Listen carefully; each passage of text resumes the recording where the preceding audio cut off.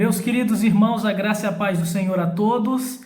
Vamos meditar hoje sobre o tema da fragilidade humana e a soberania de Deus.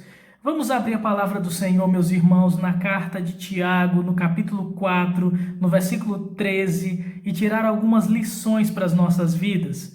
Assim diz a palavra do Senhor em Tiago, capítulo 4, versículos de 13 a 17.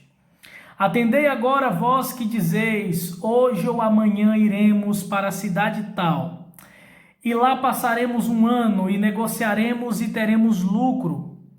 Vós não sabeis o que sucederá amanhã, que é a vossa vida. Sois apenas como neblina que aparece por um instante e logo se dissipa. Em vez disso, devieis dizer, se o Senhor quiser, não só viveremos, como também faremos isto ou aquilo. Agora, entretanto, vos jactais das vossas arrogantes pretensões. Toda jactância semelhante a essa é maligna. Portanto, aquele que sabe que deve fazer o bem e não o faz, nisto está pecando. Vamos orar? Deus Santo, nós rogamos a tua bênção nesse instante, pedindo que o Senhor fale a cada coração por meio da sua palavra. Nos ajude, nos auxilie nesse momento.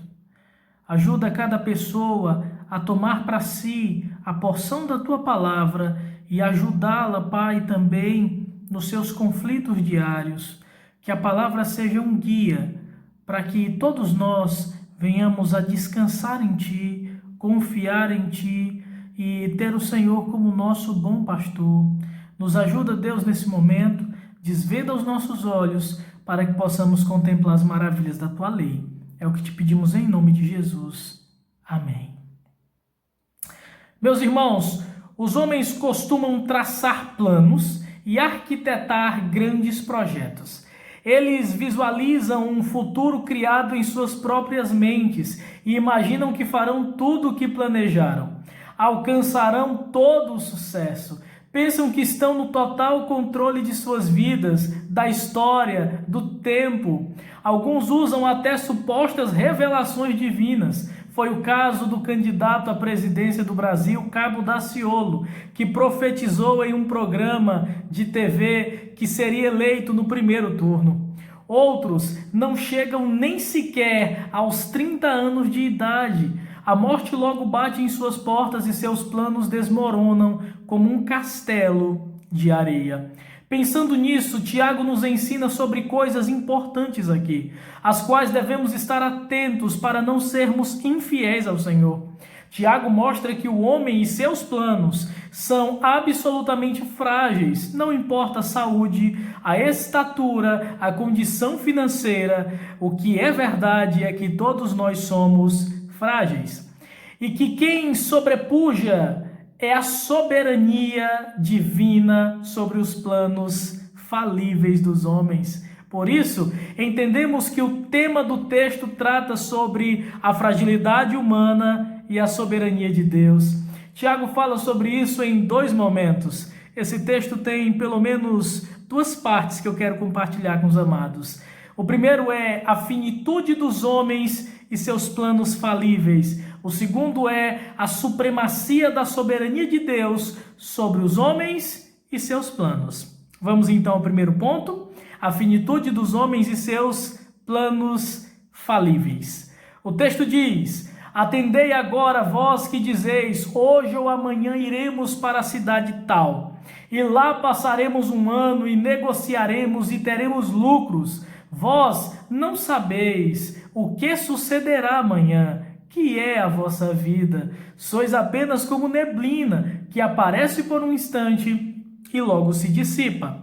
A carta de Tiago é como um farol diante de uma furiosa tempestade. Ela mostra para os cristãos que é possível ter imensa alegria em meio às mais diversas aflições. Demonstra de forma clara que todas as aflições que vêm sobre os cristãos são ordenadas por Deus para que possam ter uma fé mais pura e sejam treinados na perseverança. Tais aflições jamais poderão arrancar os cristãos das mãos de Cristo, mas receberemos a coroa da vida quando Cristo vier em sua glória.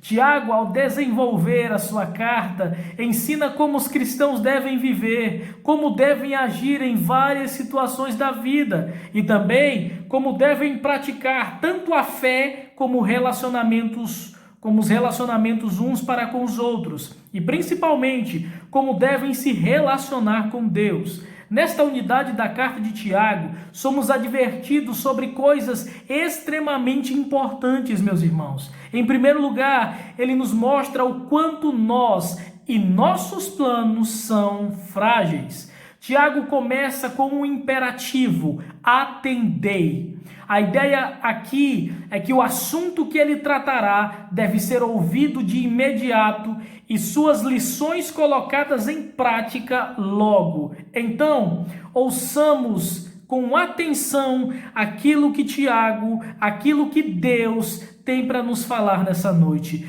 O assunto se trata sobre o que alguns estavam fazendo de maneira irrefletida.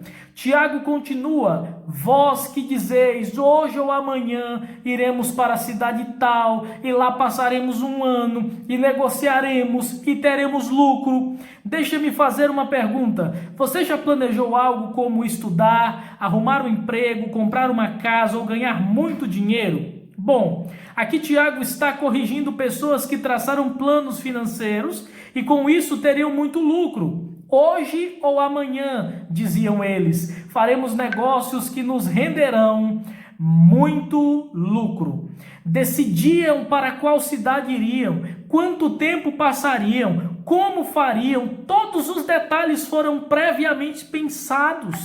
Essas pessoas estavam agindo como se fossem autossuficientes, como se tivessem tudo em suas mãos, inclusive suas próprias vidas. Mas Tiago refuta esse pensamento e demonstra o quão frágil e finito é o homem. Ele diz: vós não sabeis o que sucederá amanhã. O que é a vossa vida?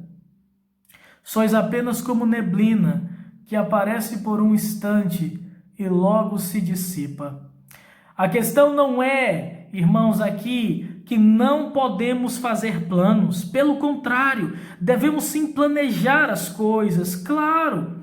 Mas o que está por trás dos planos traçados?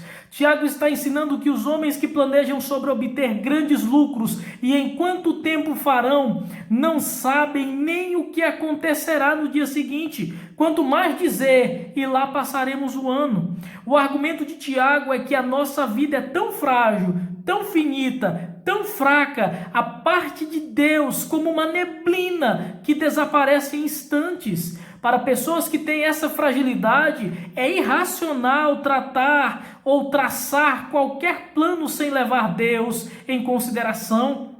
E pasmem, era exatamente isso que essas pessoas estavam fazendo aqui. Estavam agindo como senhores de si mesmos, do tempo, do futuro, do lucro. Adiante, Tiago vai dizer que isso é jactância ou gloriar-se em algo que não seja Deus.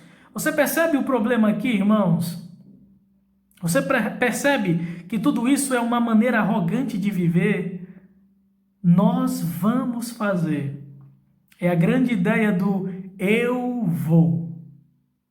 O que o texto quer combater é uma postura de atitudes que não refletem na fragilidade que nós temos. Talvez você diga isso para si mesmo: eu vou fazer, eu vou terminar, eu vou concluir, eu vou trabalhar, eu vou fazer isso, vou me formar, vou ter filhos, vou me casar. Eu vou fazer isso em 1 ano, 2 anos, 3 anos. Mas esquecemos que nossa vida é frágil, é como neblina, passa rápido, irmãos. É como uma neblina. Ela em si mesma não pode fazer nada. Diante disso, podemos extrair lições importantes para as nossas vidas, de forma que não venhamos a praticar esse mesmo erro. de achar que nós temos em nós mesmos as respostas para tudo, como se o destino de toda a nossa vida coubesse na palma da nossa mão. Nós planejamos sem estar cientes das coisas. Você quer ver um exemplo disso? Algumas pessoas disseram: eu vou me formar esse ano. E as faculdades pararam. Algumas pessoas disseram: eu vou fazer a prova da OAB na data tal. Mas as coisas pararam. Outros disseram: eu vou me casar na data tal. E adiaram o casamento. Eu vou entrar no mercado de trabalho esse ano. E não entraram. Eu vou fazer isso ou aquilo. E com o peito, arrogantemente, traçaram o destino de suas vidas, sem sequer pensar em Deus. Sabe quem fez isso? Lembra da Torre de Babel? Os homens disseram: nós vamos construir uma torre que chegue ao céu e teremos o nosso nome célebre, seremos glorificados por aquilo que conquistamos, teremos o nome exaltado, seremos grandes, sendo que Deus tinha dito para que eles se separassem, para encher a terra. Mas o que acontece? Os homens arquitetam planos que são contrários aos planos de Deus. E o resultado é: Deus, em plena glória, olha para a finitude e fragilidade daqueles homens que dizem: eu vou, e Deus diz: não, não sem minha vontade, não sem o meu consentimento. Eu tenho autoridade sobre tudo e sobre todos. E se vocês não se separaram por bem, serão separados pela mudança da linguagem de vocês. Deus fez isso. E os homens e o povo se separou. Sabe por quê? Porque os planos de Deus e a vontade de Deus não podem ser frustradas por nenhum homem. Queridos irmãos, lições que podemos aprender com isso em primeiro lugar. Tiago nos ensina que os planos dos homens que não levam Deus em consideração é um sinônimo de autossuficiência. E esses planos são totalmente falidos. Na Bíblia temos exemplos de homens que traçaram planos, mas foram surpreendidos pela morte, e assim todos os seus planos foram dissipados. Em Lucas 12, de 13 a 21, há uma parábola onde Jesus ensina sobre a futilidade de um homem rico que coloca sua confiança nos seus bens materiais e, baseado nisso, arquiteta em seu coração um plano para fazer novos celeiros e recolher todos os seus produtos e seus bens e alegrar-se neles. No entanto, a resposta para esse tipo de pessoa é: louco, esta noite te pedirão a tua alma, e o que tens preparado, para quem será? Assim, acontecerá com todos aqueles que prepararam minuciosamente seus planos baseados em si mesmos, no seu ponto, no seu suposto potencial de alcançá-los. Ao fazer isso, talvez não percebam, mas estão sendo autossuficientes e não levam Deus em consideração. Vejam o exemplo do homem rico. Ele nem ao menos cogitou a possibilidade de consultar Deus sobre aquilo que ele orquestrava. Na verdade, Deus não fazia parte de seus planos. Todos nós já planejamos alguma coisa e ainda continuamos a fazer isso. E eu pergunto, meus irmãos, quais são seus planos para o futuro? Quais são seus planos para o dia de amanhã? Possivelmente ano passado traçamos vários planos para o ano atual. Talvez você planejou comprar uma casa, talvez você planejou fazer um curso, ou o seu plano foi terminar o ensino superior. ou até mesmo fazer uma viagem. A pergunta é: Deus estava em primeiro lugar no momento em que você planejava? Você levou o Senhor em consideração? Muitos planos que fizemos simplesmente não se cumpriram. Outros foram adiados por conta de circunstâncias que não esperávamos, e outros nunca se cumprirão. Qual a razão de muitos de nossos planos terem sido frustrados? O Senhor diz que o coração do homem pode fazer planos, mas a resposta certa vem dos lábios do Senhor. Provérbios 16:1. Esse texto mostra a falibilidade de nossos planos, confirmando aqui que Tiago nos ensinou. Você pode traçar vários objetivos a serem alcançados, mas não tem o poder para executá-los de forma que tudo sairá como deseja. Porque só Deus controla as circunstâncias, só Deus controla o tempo, só Deus controla tudo. Está nas mãos dele tudo. E ele efetua até o querer e o realizar. É Deus que faz todas essas coisas.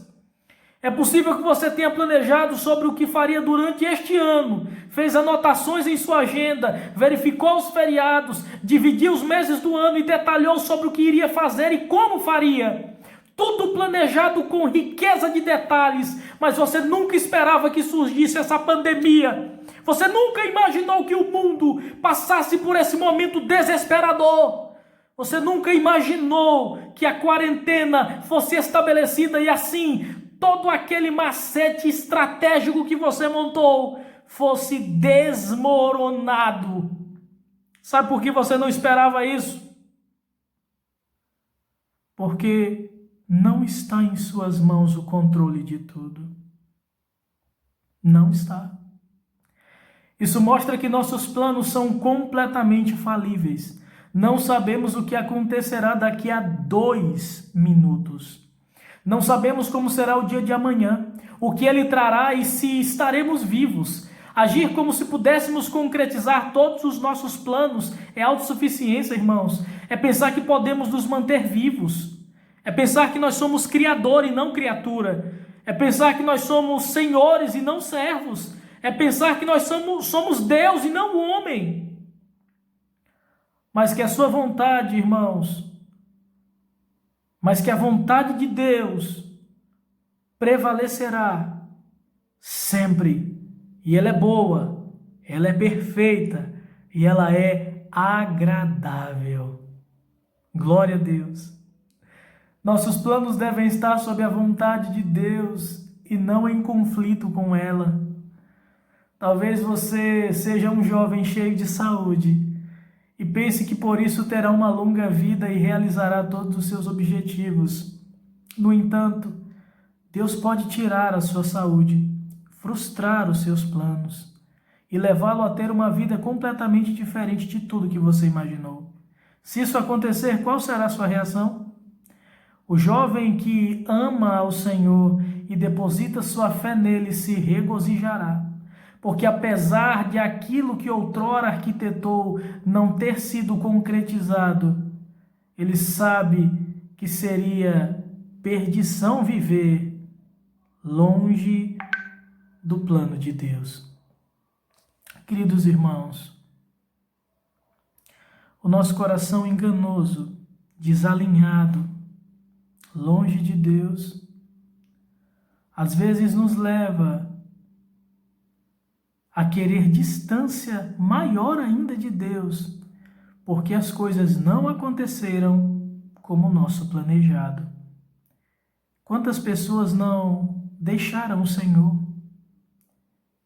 porque descobriram que Deus não é um Papai Noel, Deus não é um gênio da lâmpada, porque descobriram que eles não são senhores, porque descobriram que somos criaturas, que somos neblina, que somos frágeis.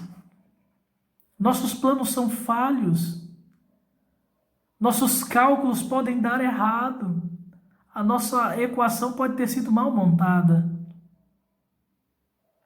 E algumas pessoas se distanciam ainda mais de Deus, porque perceberam que Deus tem vontade própria.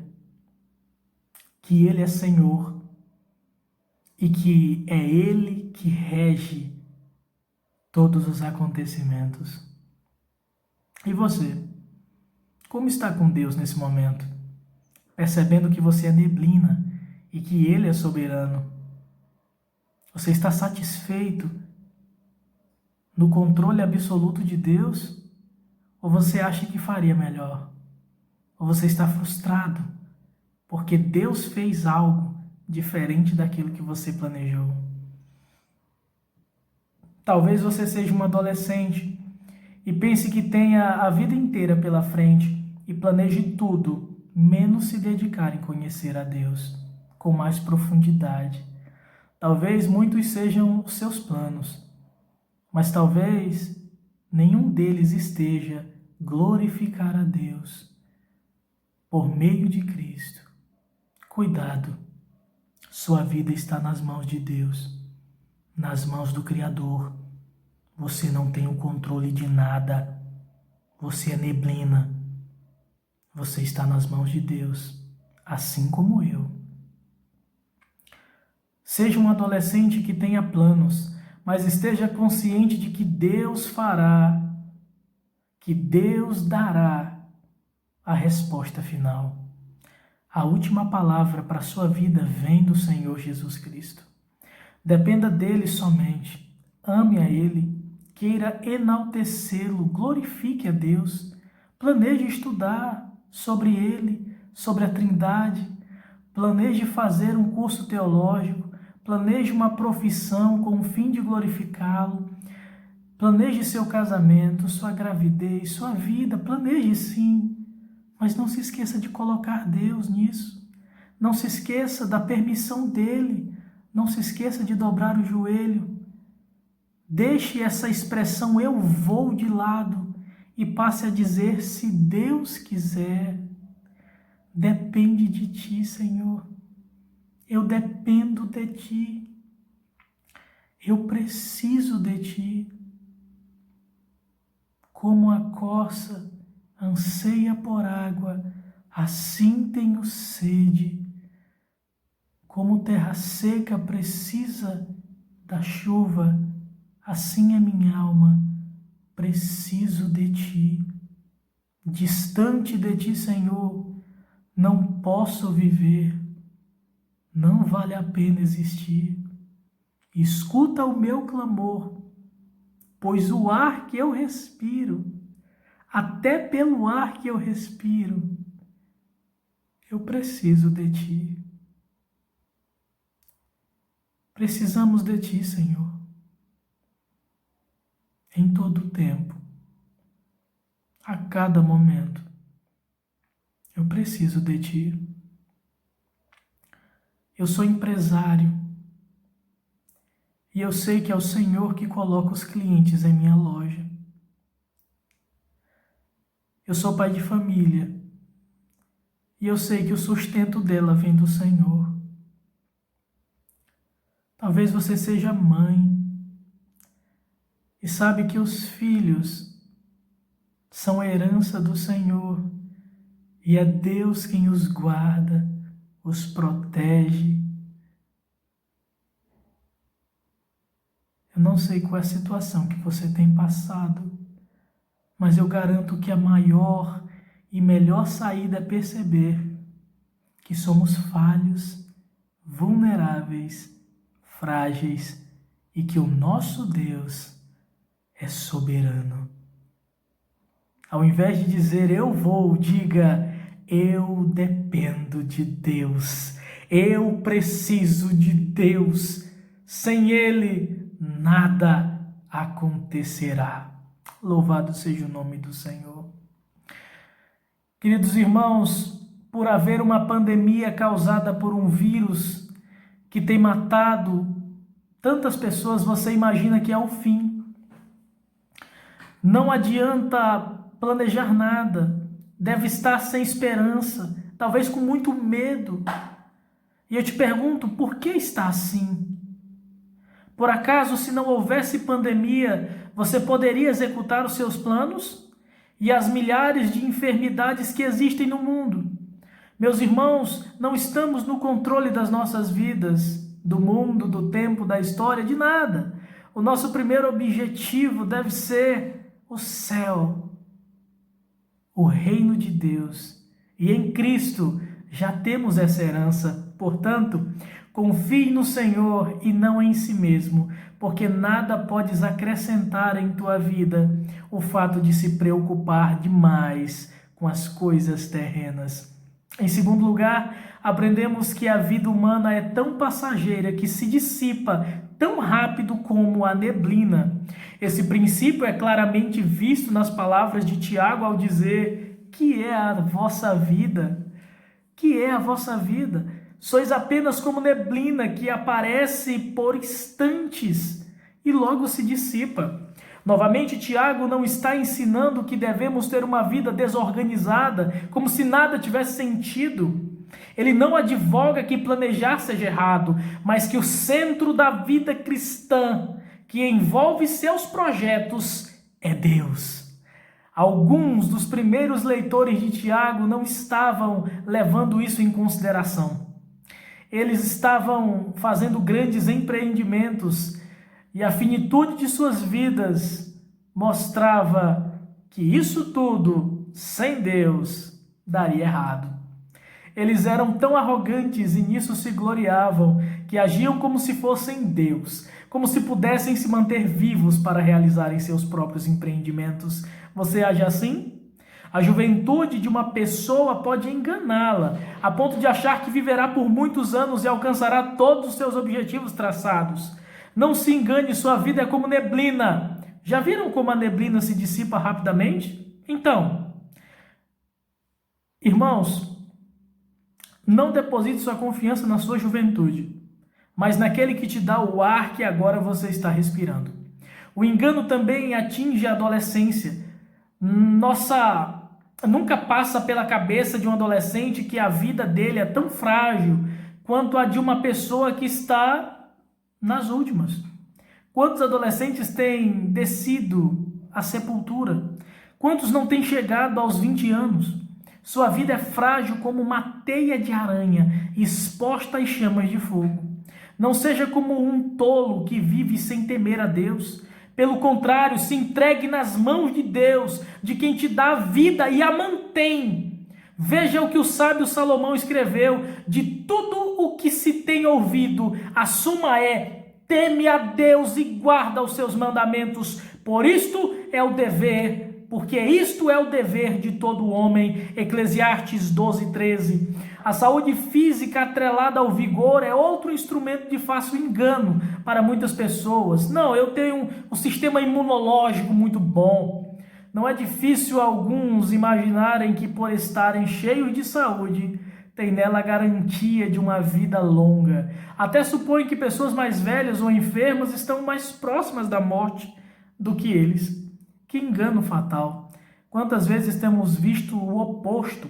Pessoas saudáveis se vão, e aqueles enfraquecidos por conta da velhice e da enfermidade permanecem. Não deixe que essas coisas te iludam, achando que elas podem preservar sua vida. Elas não podem. Há um texto interessante em que Jesus desconstrói essa ideia que o homem tem. Diz assim: qual de vós, por ansioso que esteja, pode acrescentar um côvado ao curso da sua vida? Jesus está ensinando que não há nenhum ser humano que pode aumentar nem um minuto a mais do curso da sua vida. Não temos esse poder.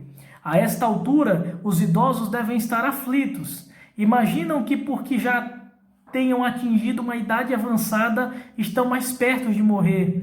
Deixe-me lembrá-los que o mesmo princípio aplicado aos mais novos também aplica-se a vocês, meus queridos idosos. É claro que na lógica humana, quanto mais velho, mais próximo da morte, mas não é a idade que decide quem vive e quem morre. A ideia aqui é que a vida do ser humano, de um modo geral, é frágil, é passageira, logo se desvanece. Nós somos mortais e essa verdade deve permear nossa mente, de forma que toda nossa atitude tenha esse ponto em consideração. Com isso, Eu não quero conduzi-los ao desespero, não quero fazer com que vocês deixem de viver com a alegria de se cuidar, não quero desmotivá-los diante das coisas que almejam, como uma formação acadêmica, ter uma família, ter um bem material, ter uma vida saudável, fazer academia, não é nada disso. Mas quero que façam tudo isso levando em consideração o fato de serem mortais e que Deus deve ser o principal em suas vidas. Quando entendemos que somos finitos, mortais, frágeis, nos voltamos em adoração para aquele que é imortal, todo-poderoso, autossuficiente, o nosso Criador, Deus do universo. Uma visão correta de quem somos nos leva a entender corretamente quem Deus é. Paulo diz: pois nele vivemos e nos movemos e existimos. Pois é ele quem nos mantém com vida. Somos apenas criaturas mortais. Permita que eu me estenda mais um pouco e fale de algo importante. Após ouvir sobre a finitude da vida, sobre o fato de que hoje está vivo e amanhã não entre em paranoia de achar que daqui a alguns minutos você morrerá. E assim você deva entrar num estado de pânico. Não entre nessa paranoia, não entre em pânico, não fique desesperado. Pelo contrário, descanse em Deus, no Senhor. Você não sabe quando a sua vida termina aqui. Por que cometeria esse pecado de imaginar quando seria? Deus não lhe disse. Então se entregue a Ele e confie nele. Para nós que cremos no Senhor, que fomos perdoados em Cristo, não há temor ou receio de saber que a nossa vida é passageira, porque aprove ao Senhor nos dar a vida eterna por meio de seu Filho amado Jesus Cristo. Outrora alguém disse: porquanto para mim o viver é Cristo e o morrer é lucro. O cristão não tem derrota na morte, mas vitória. Lembre-se que o dia da morte de qualquer cristão é o dia mais feliz de sua vida, porque é o dia que receberá a coroa da vida no céu. Portanto, viva tranquilamente a sua vida, tendo em mente que ela é passageira, honrando a Deus em todos os seus planos, sabendo que eles podem não se concretizar e aguardando a bendita esperança de Deus, porque Deus está no total controle de tudo. Isso nos leva ao segundo ponto desse sermão, que é a supremacia da soberania de Deus sobre os homens e seus planos. Os versículos de 15 a 17 dizem assim: em vez disso, devieis dizer: se o Senhor quiser, não só viveremos, como também faremos isto ou aquilo. Agora, entretanto, vos jactais das vossas arrogantes pretensões. Toda jactância semelhante a essa é maligna. Portanto, aquele que sabe que deve fazer o bem e não o faz, nisto está pecando. Na segunda parte, Tiago contrasta os planos dos homens com a soberania de Deus, sendo esta suprema sobre aqueles.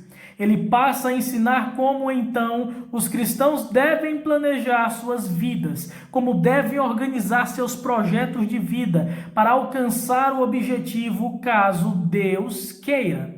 Em vez disso, devieis dizer: a atitude dos primeiros ouvintes que estavam arquitetando planos deveria ser outra bem diferente e, sem dúvida, piedosa. Indagamos como deveriam planejar. A resposta de Tiago é: se o Senhor quiser, não só viveremos, como também faremos isto ou aquilo. Esta deve ser a atitude de todo cristão que entende o quanto sua vida é passageira. Se o Senhor quiser, os planos, bem como a vida dos homens, deve e de fato estão sob a vontade soberana de Deus. Tiago está ensinando que só acontece aquilo que Deus quer. A sua vontade prevalece sobre a vontade humana. Observe que Tiago está falando de outro atributo de Deus, a sua vontade. Esta está ligada à sua soberania. Atentem para o que Tiago diz: não só viveremos, como também faremos isto ou aquilo. Deus determina e está ativamente conduzindo cada detalhe da vida humana. Isto ou aquilo implica os mínimos detalhes dos planos de Deus para a vida do homem.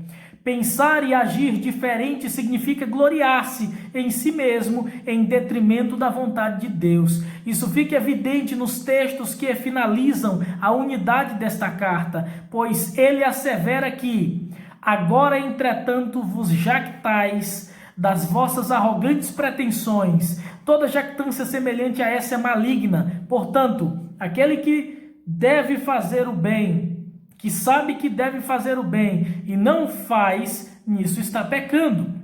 Aquelas pessoas estavam se gloriando arrogantemente em suas pretensões, ou seja, eles estavam colocando absoluta certeza em seus planos e em suas vidas frágeis, que é como um pedaço de papel que se desfaz em segundos com as chamas de fogo. Fazer isso é uma evidência de que a pessoa está agindo de forma maligna. A conclusão de Tiago é que quem sabe que deve fazer o bem e não faz, peca. O que Tiago quer dizer aqui? A ideia aqui de fazer o bem significa planejar e viver de acordo com a vontade de Deus. A primeira lição que aprendemos nesse texto é que a soberania de Deus prevalece sobre os planos dos homens. É importante mencionar o que significa esse atributo. Soberania significa que Deus é totalmente independente de sua criação, ou seja, que há uma distância infinita que separa do todo-poderoso Criador as mais poderosas criaturas. A implicação é que ele é o oleiro e nós somos os vasos. Ele é o oleiro, irmãos, e as criaturas estão em suas mãos, apenas como barro, para ser modelado para formar vasos de honra, ou pode ser esmiuçado, como lhe apraz. Vemos que soberania é a aplicação da sua supremacia sobre toda a criação, sobre todos os eventos, sobre toda a história, sobre cada pensamento de cada criatura. Deus é supremo sobre tudo, irmãos. Ele é o Altíssimo, Senhor dos céus e da terra. Não está sujeito a ninguém e não é influenciado por nada. Ele age como lhe apraz. Ninguém pode refrear a sua mão, nem sobrepujar sua vontade. As Escrituras declaram expressamente essa verdade, que desde o princípio anúncio o que há de acontecer e desde a antiguidade as coisas que ainda não se sucederam. Que digo, o meu conselho permanecerá de pé, farei toda a minha vontade. Isaías 46:10. E Deuteronômio 4:35 diz: e segundo a sua vontade ele opera com o exército do céu e os moradores da terra. Não há quem lhe possa deter a mão, nem lhe dizer: que fazes? É inegavelmente claro que Tiago está ensinando que o plano dos homens, assim como sua existência, depende unicamente da vontade de Deus. Nenhum homem pode superar a vontade divina. Ele age na criação como bem lhe agrada. Se Deus é soberano, como de fato é, o homem é totalmente falível e assim todos os seus planos. Não devemos entender a soberania de Deus como ele sendo um tirano que age sem escrúpulos, sem amor, sem afeição, não. A aplicação da soberania de Deus envolve todos os seus atributos, como a misericórdia, a bondade, a sabedoria, o amor. Então, no exercício da sua soberania, não há tirania. Observe novamente o argumento de Tiago: se o Senhor quiser, não só viveremos, como também faremos isto ou aquilo. Notem que a nossa vida é totalmente dependente da vontade de Deus, que os nossos planos dependem do querer para que sejam realizados. Se o Senhor quiser, significa uma total dependência do Criador, uma forma piedosa de planejar a sua vida. Se o Senhor quiser, significa que não estamos nas mãos do caos, que não estamos no meio de uma tormenta sem guarida, que não estamos no meio do fogo cruzado sem proteção. Se o Senhor quiser, nos ensina que sua soberania, que o seu soberano governo está nos guardando hoje e sempre. Esse princípio traz mais conforto, consolo e segurança para os cristãos. John Piper disse o seguinte: se o Senhor quiser, viveremos. Então, não somos tão vulneráveis como parece.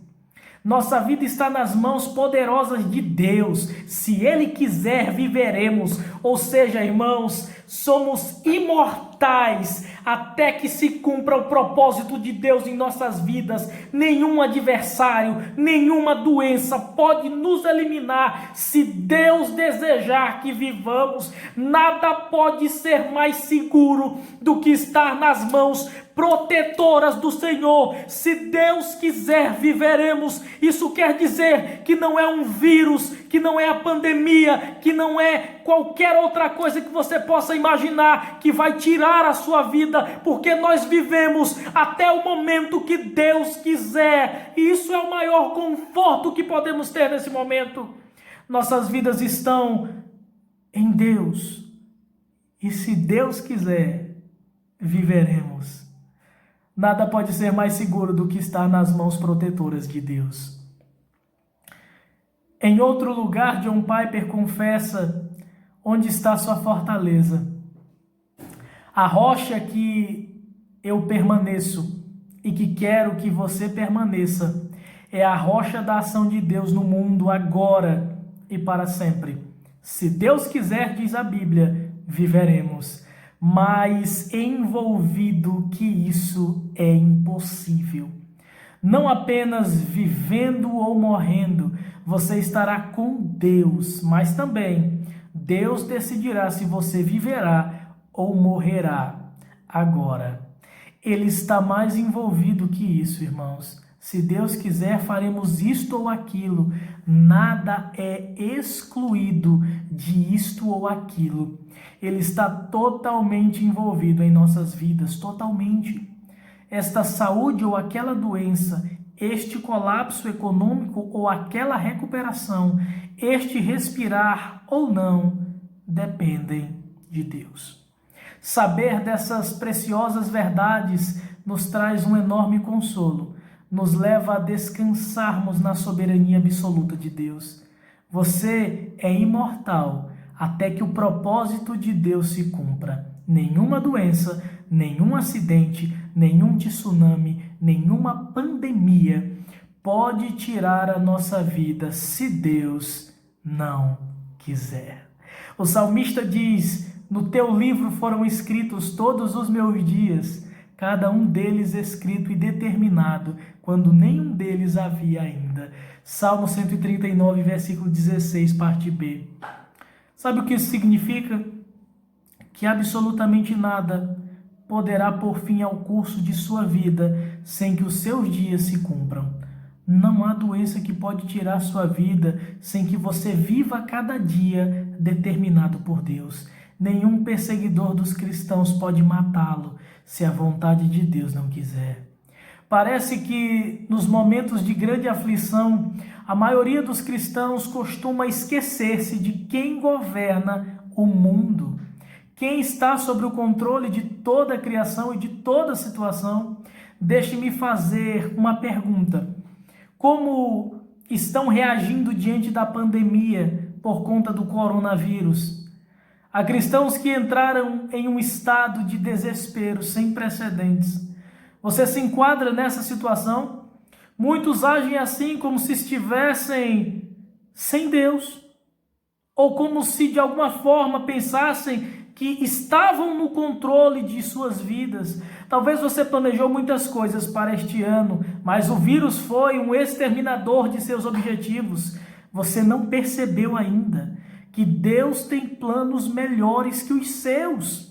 Alguns se encontram apavorados, até mesmo em um estado de pânico, com medo desse vírus, como se este fosse fazer-lhes qualquer coisa fora do desejo de Deus. Meus irmãos, cuidado para não nos comportarmos como incrédulos. Cuidado para não pensarem que Deus não pode fazer nada neste mundo. Cuidado para não pecarem contra o Deus Todo-Poderoso. O vírus não surgiu por acaso. O vírus não governa a si mesmo. Ele não é um Deus. O vírus foi e está sendo controlado por Deus. Todo o contexto que estamos atravessando está totalmente nas mãos de Deus. Ele opera como lhe apraz, Ele governa cada acontecimento, Ele é o Senhor. Então eu te pergunto, por que te desespera? Ouça o conselho do salmista: aquietai-vos e sabei que eu sou Deus, sou exaltado entre as nações, sou exaltado em toda a terra. Deus está no controle de tudo. Lembre-se que Deus está envolvido na saúde ou em qualquer doença, no respirar ou não. Se o vírus nos atingir, nisso está envolvido o Senhor. Se não, nisto também, pois todo o seu propósito se cumprirá. Você tem receio de morrer, meu irmão? Pois Cristo matou a morte com a sua morte. A morte de Cristo matou a morte. O que ela poderá nos fazer senão nos lançar nos braços do nosso Pai? Talvez você está com muito medo de morrer. Mas, irmão, até na morte nos alegramos, porque ela é uma passagem. Ela é um momento de separação, onde abandonaremos esse corpo corruptível, pecador, e nos encontraremos com o nosso Senhor. Vocês esqueceram de Romanos 8, 28? Pois vou lembrar. Sabemos que todas as coisas cooperam para o bem daqueles que amam a Deus, daqueles que são chamados segundo o seu propósito. O vírus não veio para o nosso mal, para a nossa destruição, para a nossa ruína, para o nosso desespero, para o nosso fim. Não, absolutamente não. Ele serve para o nosso bem, porque é dirigido e ordenado por Deus. Ao invés de se desesperar, vá até ao Pai, lance toda a ansiedade nele, deposite sua confiança no Senhor, porque Ele é soberano sobre tudo, sobre toda a sua vida, sobre toda a sua história, sobre todas as criaturas, sobre todos os acontecimentos. É Ele quem faz viver e faz morrer de acordo com a sua vontade. E Ele fez algo grandioso. Ele deu sua vida eterna por meio de seu Filho. O que pode nos fazer um vírus? Nada que Deus não tenha ordenado. A segunda lição que aprendemos aqui é que confiar em si mesmo e não em Deus é o mesmo que praticar uma obra maligna. Entre aqueles ouvintes havia quem estivesse se gloriando arrogantemente em si mesmo. Nunca confie em si mesmo, meu irmão. Nunca deposite segurança e fé em você ou em outro homem mortal. Se por um lado o vírus é ordenado por Deus e serve para o nosso bem, por outro é uma demonstração prática de que o homem é finito, frágil, mortal, fraco. Um pequeno vírus é capaz de fechar cidades inteiras e levar milhares à sepultura. Deus está mostrando que a única rocha que merece toda a confiança é Ele mesmo. Olhe para a história. Os homens que confiaram em si mesmos e em suas conquistas, em seu poder, nas suas habilidades, já não existem neste mundo. Reinos, impérios foram totalmente aniquilados. Confiar em si mesmo é uma obra maligna porque se assemelha à idolatria. Aqui se trata de achar que o homem pode fazer tudo o que deseja. É como se o homem fosse suficientemente poderoso para governar os eventos do futuro, a ponto de alcançar seus empreendimentos. Cuidado para não confiar em políticos, achando que haverá algum Messias entre eles que mudará totalmente as circunstâncias, a ponto de fazer deste mundo caído um verdadeiro paraíso para os homens.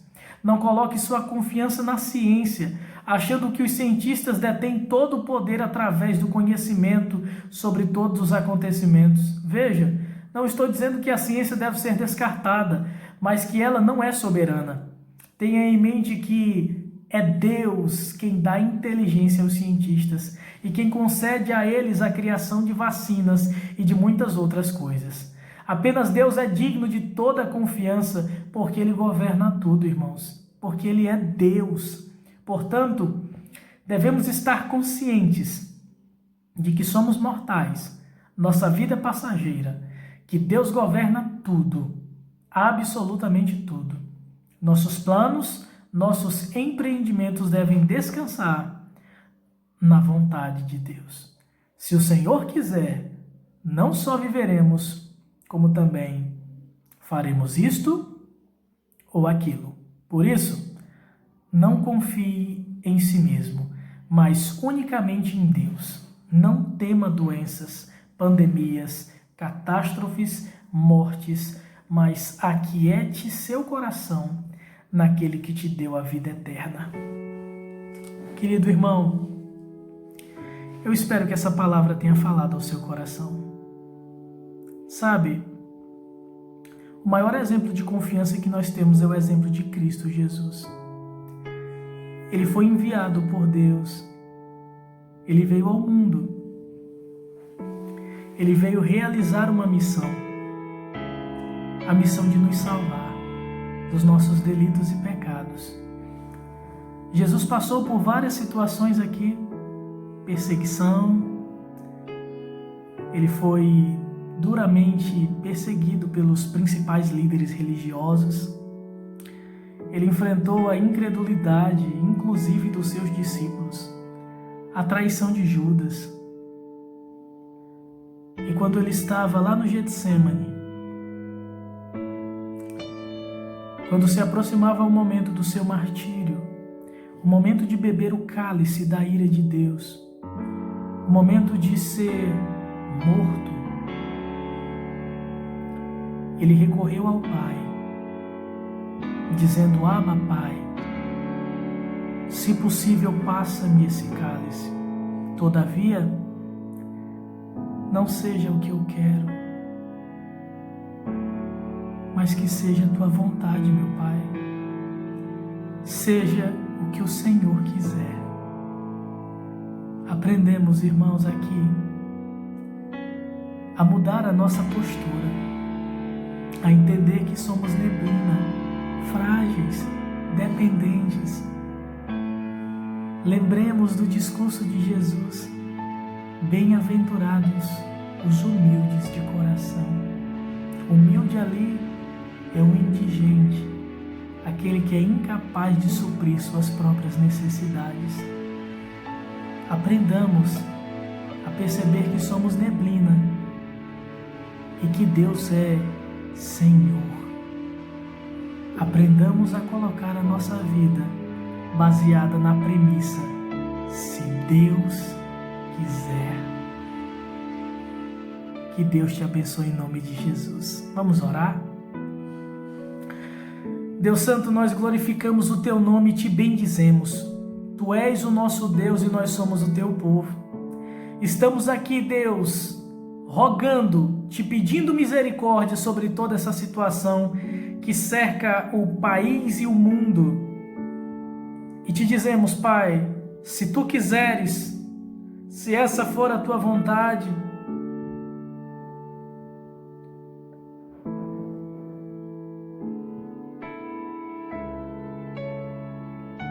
livra as pessoas que estão desesperadas, consola os corações,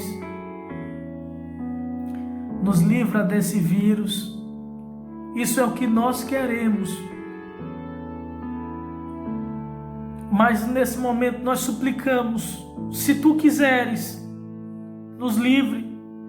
Se Tu quiseres, Senhor, poupe esse mundo. Se Tu quiseres, seja feita a Tua vontade, assim na terra como no céu. Que o teu nome seja glorificado por tudo que está acontecendo. Nos ajuda a descansar em Ti, a depender de Ti, a confiar em Ti em toda e qualquer situação. Nos ajuda a depender totalmente de Ti, Pai. Sabemos que essa situação pode ter esse objetivo, nos colocar na total dependência Tua. Nós louvamos o Teu nome, Pai, Te bendizemos e nos conformamos à Tua vontade, porque ela é boa, perfeita e agradável. Nós Te louvamos por tudo que Tu fizestes e nós Te dizemos, Pai, estamos aqui dependentes de Ti. Faça a Tua vontade, em nome de Jesus. Amém.